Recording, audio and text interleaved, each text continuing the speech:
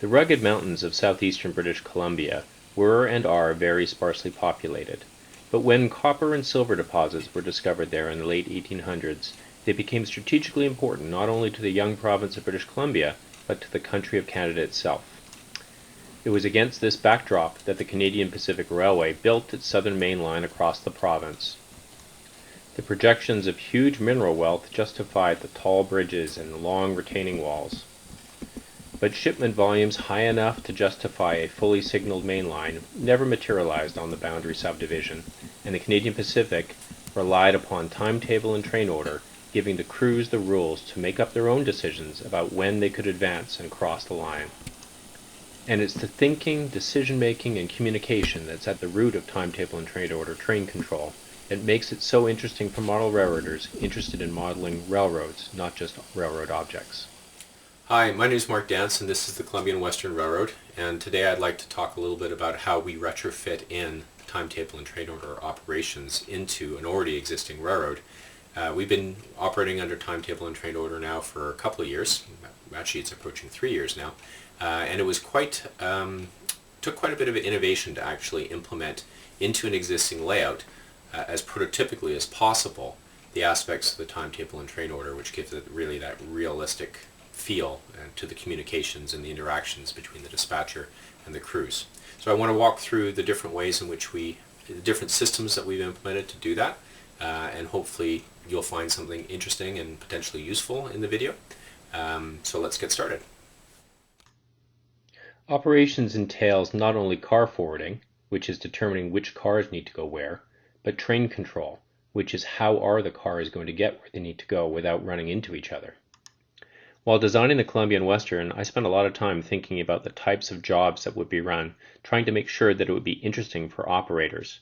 But not being very familiar with operations, I didn't spend a lot of time thinking about the actual train management. My first shot was to create a very prescriptive timetable, specifying exactly where each train would be and when, and where trains would meet. I copied the train numbers and times from a prototype timetable, and where the return movements weren't specified, I just made them up, adding even numbers for the odd-numbered scheduled trains, but in the opposite direction. We tried this for a few operating sessions, and what do you know? Sometimes trains run late. When they did, the operators just simply looked up the line to see if they could advance. This wasn't very satisfying to myself or the operators, so I started looking into what the prototype did. They used something called timetable and train order.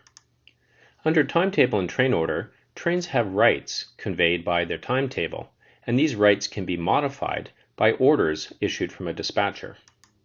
It is these rights and the rules around their use which let everyone on the railroad know which train had a right to which portion of track. It's important, of course, that everyone understands the rules, but within these rules, the individual train crews have a lot of scope to make decisions about how best to get their jobs done. This was starting to sound pretty attractive and would certainly increase the play value of the Columbia and Western. I would need a dispatcher who would oversee things and issue rule modifications through the train orders. I also would need a less prescriptive timetable, more like the prototype. The dispatcher keeps track of the status of all the trains on their line by putting notes on something called a train sheet. There's a lot of information in this sheet, so it bears closer inspection. Let's examine the details of dispatcher Anthony Craig's train sheet, showing how westbound wave freight number 81 will meet its eastbound counterpart extra 4104. The train sheet is built very much like a timetable, with the stations organized vertically up the middle of the sheet. The call symbol for the stations, the distances in miles between the stations, and very importantly, the siding capacity in 50-foot equivalent cars are listed for each station. The dispatchers build their train sheets from the middle outwards through their shift, with the westbounds on the left reading down, and then the eastbounds on the right reading up. In the header at the top, the dispatcher records the pertinent information about each job, including the name and number of the job, the name of the engineer, and the number of cars that it's starting with. The shorthand we use for this is the same as the prototypes. We show the number of loads, a slash, and then the number of empties, a dash, and then we add the two together to get the total. As the trains make their way across the line, the dispatcher is notified of the time each train reaches a station or departs a station, and they enter these times onto the train sheet as OS times or on-sheet times. Where there is a single time present for a station, that's the departure time. Where there are two, it means the dispatcher is notified not only of the arrival time of the train at that station, but also its departure time. If a train has work at a station, the dispatcher can note on their train sheet using the same notation shorthand that they used for the starting train report to indicate the number of cars added or subtracted from the train length. Built in this manner, the train sheet provides to the dispatcher at their fingertips all the information they need to decide whether they should just allow things to run their course or whether they should be issuing orders to restrict the rights or advance the rights of certain trains over others in order to improve the flow of trains across the line.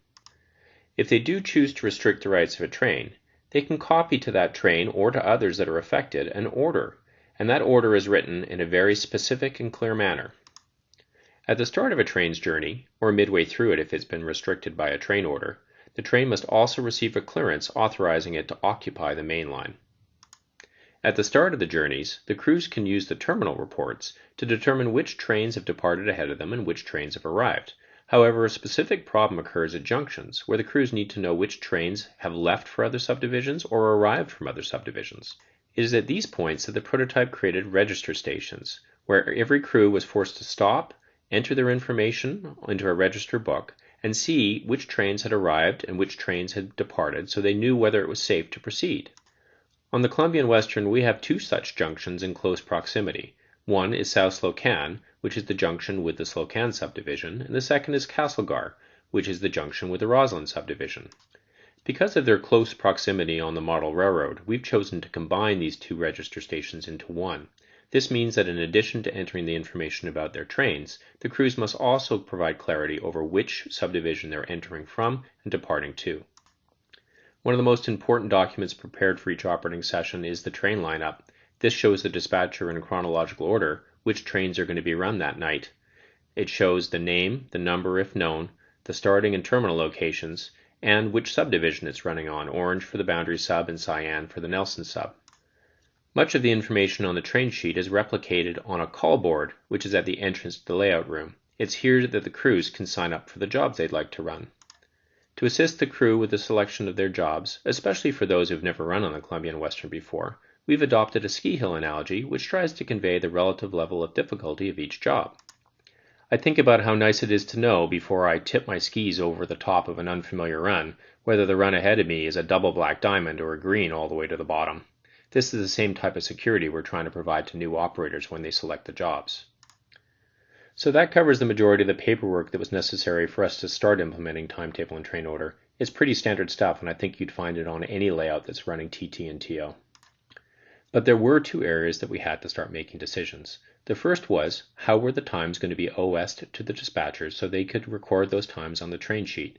And the second was, what were we going to do about the agent operator roles that are so integral to making Timetable and Train Order work on the prototype? On the prototype, each train order station would be manned by an operator.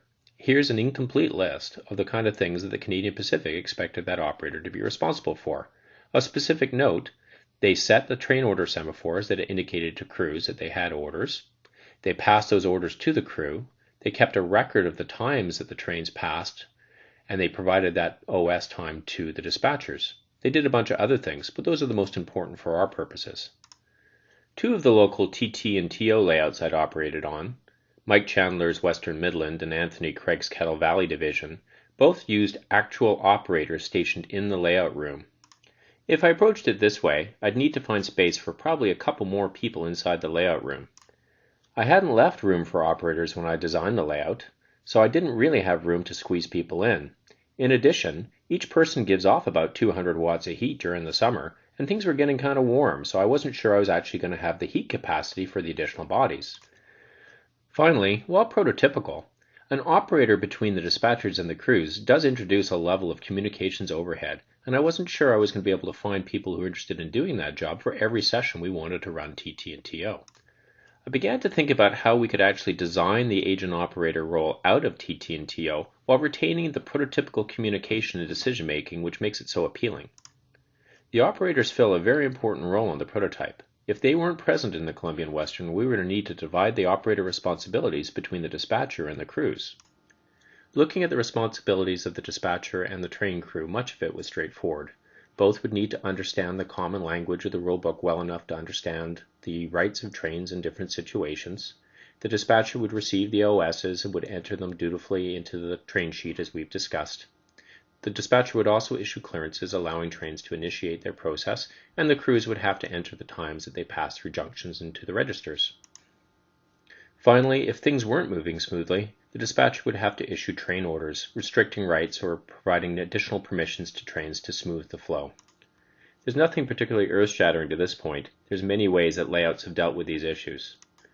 But the specific constraints of the Columbia and Western, which had never been designed for TT&TO, did point to a few areas where there was going to need to be some innovation. The first was what kind of verbal communication system we were going to use to allow the crews to communicate directly with the dispatcher and OS their trains and other things. In a few early operating sessions, we tried radio headsets with not much luck. While investigating wireless phone sets because they're not obtrusive and because they're easy to install, we stumbled across the idea of using those phones in intercom mode. In this mode, the crew can call the dispatcher, or the dispatcher can call a train order station by pressing 3 buttons on the handset. There are many benefits of this consumer technology in this application, some of the most important being how easy they are to install and use, and their very low price point. On the downside, they do require 3 button presses to activate in intercom mode, and it isn't a party line, so that means the dispatcher can just leave the phone off the hook. I guess that's a pro or a con depending upon which way you look at it. The next problem that needed to be solved were how were the train order signals going to be set and cleared to indicate to the crew that there were orders. This was a role that the operator did on the prototype, but of course we had no operator on the model. Perhaps the dispatcher could set and clear them directly using a computer interface such as JMRI, Java Model Railroad Interface, and Panel Pro, which is an application written for it.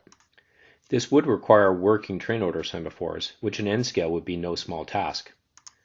The train order semaphore design that we ended up using is shown in these pictures of an early prototype of the design. Please recall that we're retrofitting these semaphores into an existing layout. No room was left underneath the train order stations for things like tortoise switch machines. With no room under the layout, it meant the semaphores were going to need to be adjusted above the layout, and ideally they'd be easy to plug in and out for cleaning. The design uses 2 memory metal wires, one for each direction, which contract when current is passed through them. When they contract, they turn pulleys located in the head of the mast, which in turn rotate up or down the semaphore arms. There are springs located below the base of the semaphore, which return the wire when it's not heated.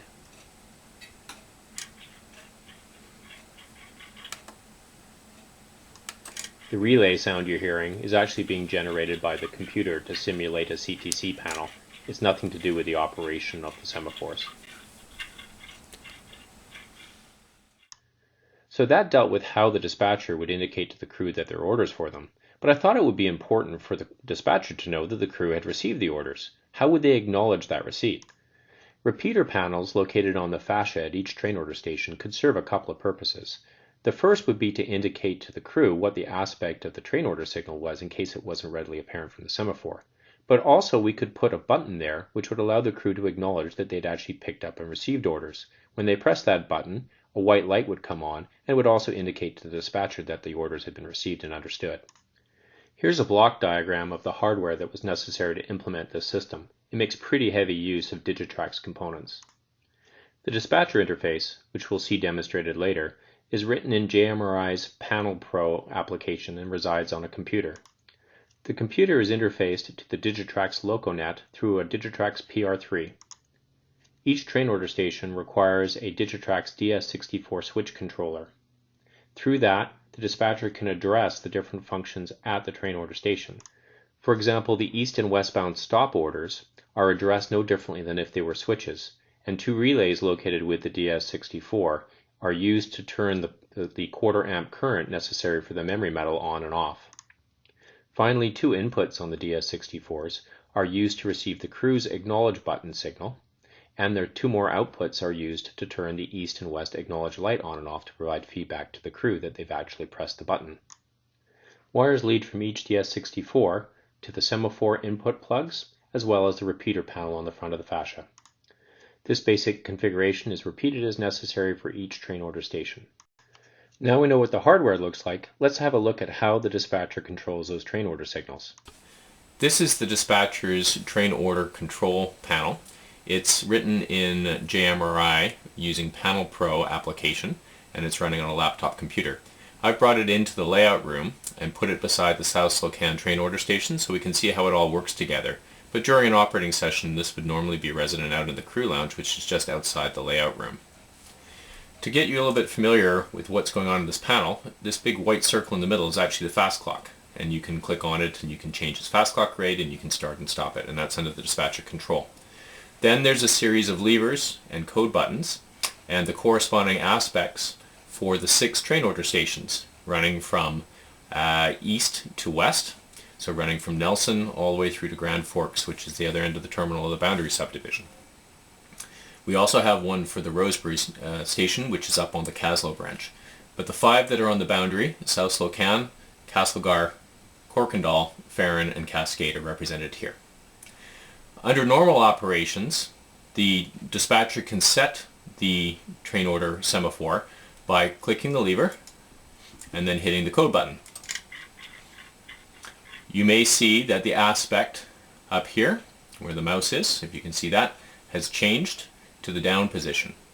Now, the normal way we've been operating is to have the crew, once they've received their train orders, because this train order board being down means that there's orders for the crew there, so the next eastbound train going through would stop at South Slocan and they would go to the pigeonhole board and they'd pick up their train orders. Once they've received them, they will click on the acknowledge button at the panel, which is on the fascia, and that will turn on the acknowledge button at the dispatcher panel, ring a bell, and flash. Now once that's occurred, the dispatcher is able to clear that board by toggling and then coding again. So that's what occurs at the dispatcher panel under normal operations, where the dispatcher both sets and clears the board.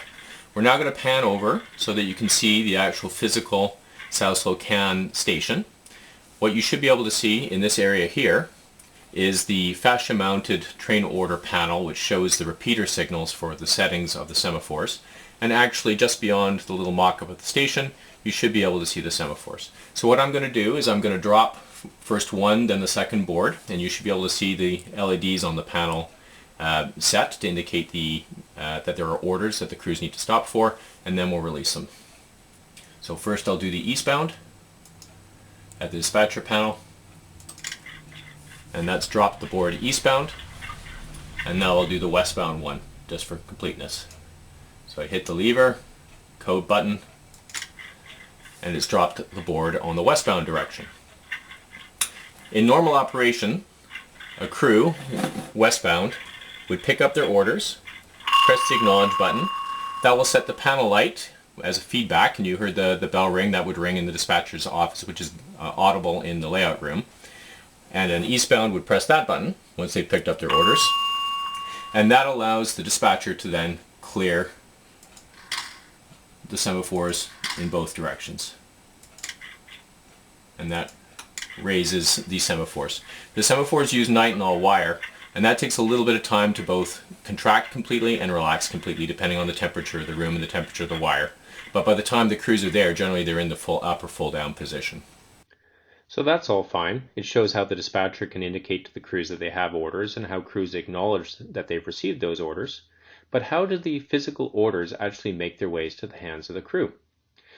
There are 2 swing gates across the Columbia and Western's entrance, so it's not as easy as it might be on Brian Pate's Klondike Mines Railway for the dispatcher simply to walk into the layout room and clip orders to the fascia panel.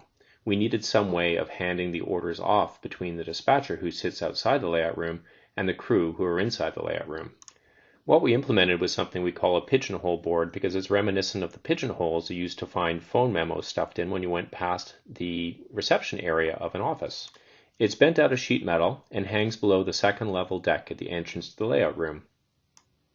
There are 2 holes for each train order station, one for eastbound orders and one for westbound orders, and there is a single hole for each terminal location in order to put the starting clearances and any associated orders. Here, dispatcher Len Thompson is placing orders for the crews into one of the train order stations from the dispatcher side of the panel, and here, engineer Eddie Aycock is walking to receive orders for his trains from inside the layout room on the engineer's side of the panel. So those are the different elements of the Columbia and Western's timetable and train order system.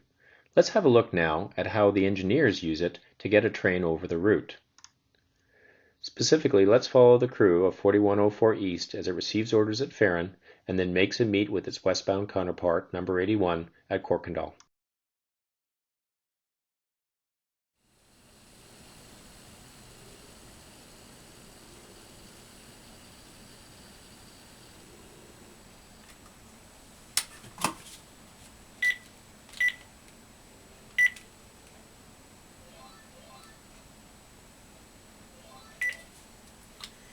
Dispatch, this is Farron. Extra 4104 East is OSing into Farron at 12:15. We have orders, so we're stopping here and we'll do our brake test. Okay.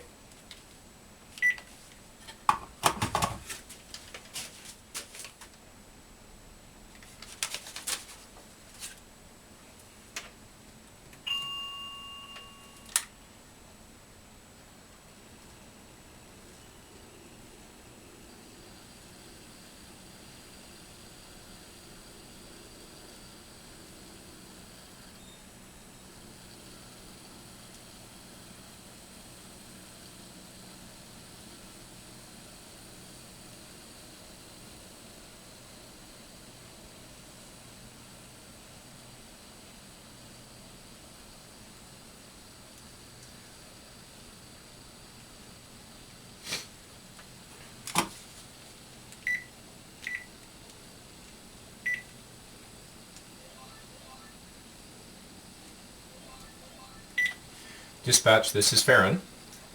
Extra 4104 East is on its way, OSing out of Farron at 12:55.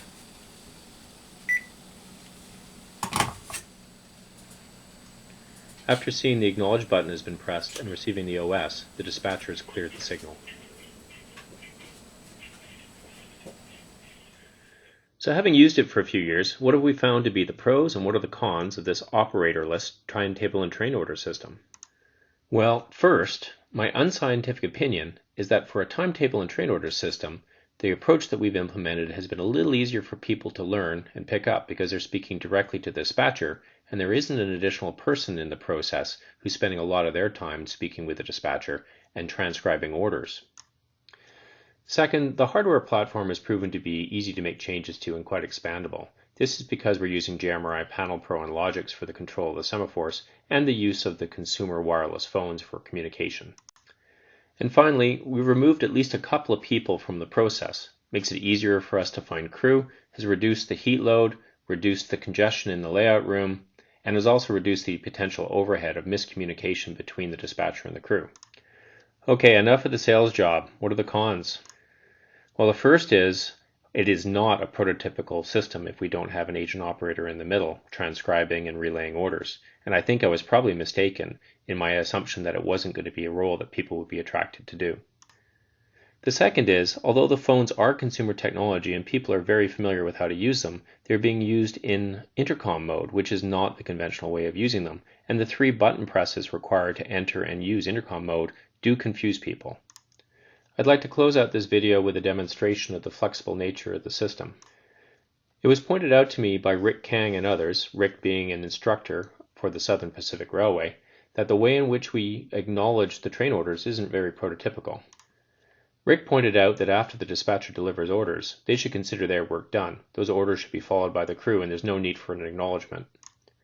Coupled to this, it was common on the Canadian Pacific for the operators to routinely set their boards to stop to protect the rears of trains after they'd passed.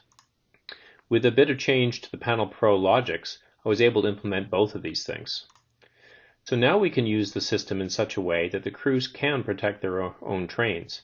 Once their cabooses have passed the train order station, they can press the acknowledge button, not to acknowledge the receipt of the orders, but to have the semaphore blade come down and be kept down for a scale 20 minutes after their caboose has passed. In this portion of the video, we can show that meet between Extra 4104 East and number 81 at Corkendall, and how the system can allow the crews to protect their own trains, much like the operator would have done on the prototype.